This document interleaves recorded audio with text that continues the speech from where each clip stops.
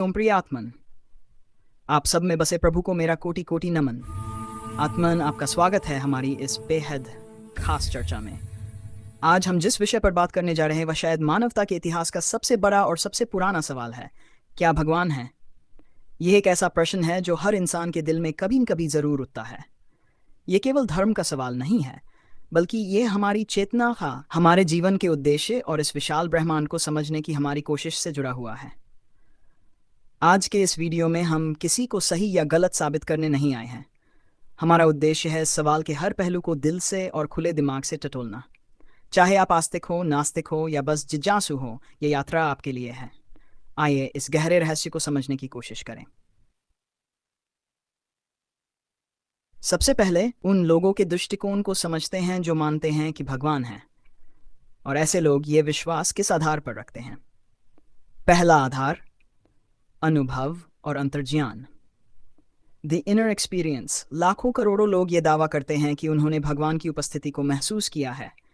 जिन लोगों ने आत्म साक्षात्कार या आत्मज्ञान प्राप्त किया है, जिन्होंने अपने भीतर ही आत्मा के दर्शन किए हैं, उन्हें भगवान के होने का पूर्ण विश्वास होता है। एक आत्मज्ञानी को सृष्टि के हर कण में भगवान के दर्शन होते हैं। यह अनुभव किसी चमत्कार, ध्यान की गहरी अवस्था या जीवन के किसी कठिन पल में भगवान के द्वारा मिले अद्भुत सहारे के रूप में भी हो सकता है। यह आत्मज्ञान केवल किताबों से मिला ज्ञान नहीं, बल्कि दिल की गहराई में उतरा हुआ अनुभव है। एक ऐसी शक्ति जो शब्दों से परे है पर महसूस की जा सकती है। आस्तिक कहते हैं, कुछ चीज़ें तर्कों से सिद्ध नहीं होती, वे केवल अनुभूति का विषय होती हैं, ठीक वैसे ही जैसे प्यार, संगीत या हवा। दूसरा आधार, ब्रह्मांड का जटिल design. The argument from design. ज़रा अपने चारों ओर देखिए। धरती का सूर्य से बिल्कुल सही दूरी पर होना, सूर्य का गुरुत्वाकर्षण बल जो ऊपर के आकाश को नीचे नहीं आने देता, जीवों को जीवित रखने के लिए ऑक्सीजन और पानी का अद्भुत संतुलन, हमारे शरीर के अंदर लाखों प्रक्रियाओं का एकदम तालमेल में कार्य करना, ये सब कितना स्वयंचालित और अद्भुत है। तो क्या ये सब यूं ही हो गया? आस्तिक कहते हैं, इन सब के पीछे कोई महान डिजाइनर अवश्य है। जैसे एक घड़ी अपने आप नहीं बन सकती, वैसे ही ये ब्रह्मांड भी अपने आप इतना सुव्यवस्थित नहीं हो सकता। तीसरा आधार, नैतिकता और न्याय की भावना। The moral compass. हमारे भीतर सही और गलत की जो गहरी समझ है, जो हमें दूसरों के प्रति दया और प्रेम की ओर प्रेरित करती है, वह शक्ति कहाँ से आती है? आस्तिक तर्क देते हैं कि अगर सब कुछ केवल संयोग है तो नैतिकता का कोई स्थायी आधार नहीं होना चाहिए।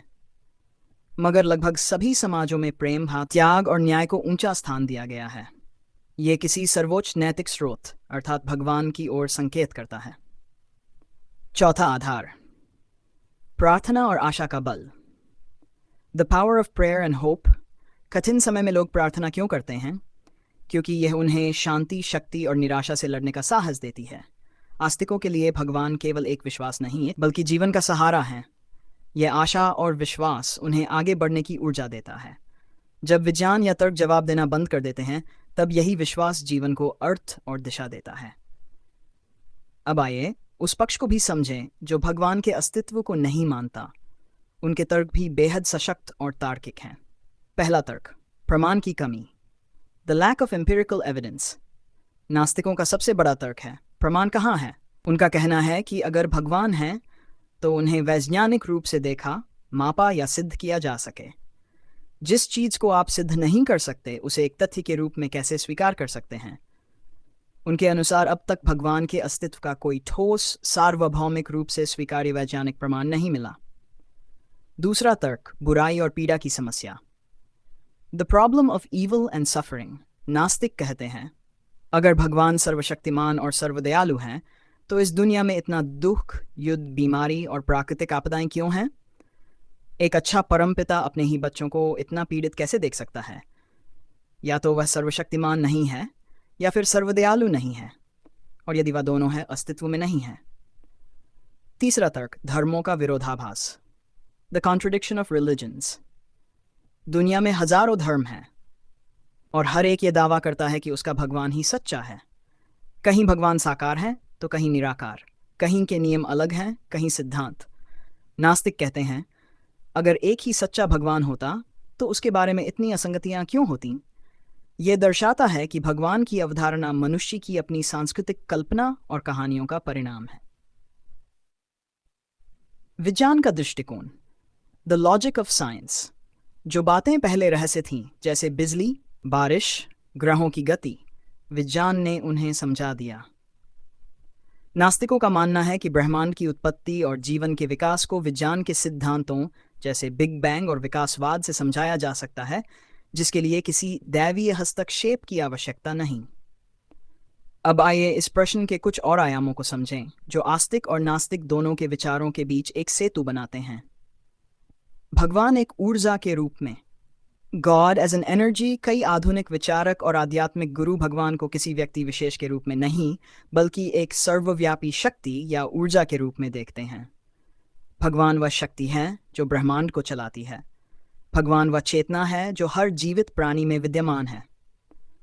इस दृष्टिकोण में ये मायने नहीं रखता कि आप उसे क्या नाम देते हैं, ईश्वर, अल्लाह, प्रकृति, ब्रह्मांड या सिर्फ प्रेम। महत्वपूर्ण यह है कि आप उस शक्ति के साथ कैसे तालमेल बिठाते हैं। यह विचार विज्ञान के ऊर्जा संरक्षण के सिद्धांत से भी मेल खाता है, जो कहता है कि ऊर्जा नष्ट नहीं होती, केवल रूप बदलती है।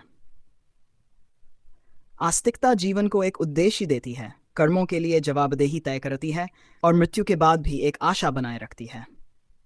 नास्तिकता व्यक्ति को अपने कर्मों के लिए पूरी तरह जिम्मेदार बनाती है। वह स्वयं ही अपने जीवन का निर्माता होता है और हर पल का सदुपयोग कर अपने भौतिक जीवन को ही मूल्यवान मानता है। दोनों ही दृष्टिकोण अंततः मानव मूल्यों, प्रेम, दया और त्याग को बढ़ावा देते हैं। एक नास्तिक व्यक्ति, जो भले ही भगवान में विश्वास न रखता हो, पर अपने अच्छे बुरे कर्मों के लिए स्वयं जिम्मेदार हो और प्रेम, सद्भाव, त्याग व सेवा के भाव से निस्वार्थ अपना कर्तव्य निभाता हो, तो वह भगवान का प्रिय योगी ही है। स्वयं भगवान श्री कृष्ण ने गीता में कहा है, ऐसा व्यक्ति भी किसी कर्मयोगी से कम नहीं, बस थोड़ा अंतर रह जाएगा, लेकिन वह भी भगवान को प्रिय होगा। अब सवाल यह नहीं है कि कौन सही है, बल्कि यह है कि कौन सा विश्वास आपको एक बेहतर इंसान बनने में मदद करता है। अगर आप भगवान को नहीं मानते, लेकिन आप एक अच्छे इंसान हैं, तो आप कहीं न कहीं भगवान के बहुत पास ही हैं। इसीलिए एक मत यह भी है कि इस जगत में कोई भी नास्तिक वास्तव में नहीं है। सबसे महत्वपूर्ण यह है कि जिसने भी भगवान के दर्शन आत्मा रूप में किए हैं, उन्हीं कभी भगवान के होने में संदेह था। इसलिए महान दार्शनिकों ने कहा है, संदेह ही ज्ञान की पहली सीढ़ी है।